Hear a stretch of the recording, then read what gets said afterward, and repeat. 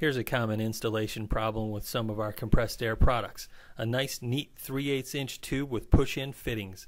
These push-in fittings do not supply enough compressed air volume into the air knife, nor does the size of this 3/8 inch tube. You can see with 80 psi of inlet pressure, you have 55.8 psi of pressure running through that knife, starving that knife of volume of compressed air and minimizing the force and flow of air volume through the knife. It's not maintaining maximum performance. This is one of the reasons we offer X-Air's plumbing kits. These kits are made for our air knife products: 24 to 42 inch, 48 and 54 inch knives, 60 inch and 84 inch knives, and 90 to 108 inch knives, with all of the fittings necessary.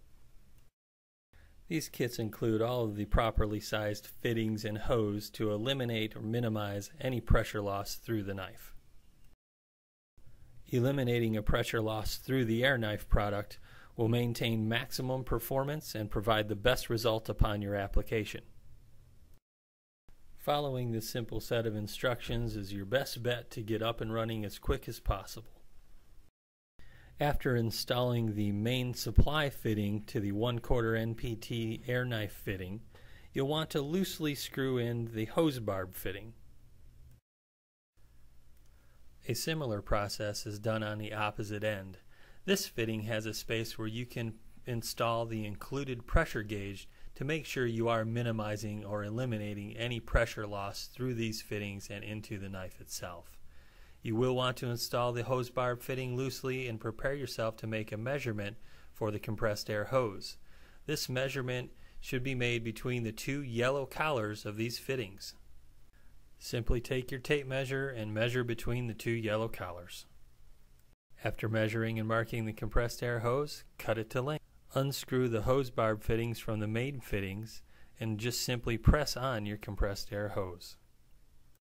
This compressed air hose has an internal braid, making any kind of hose clamps unnecessary.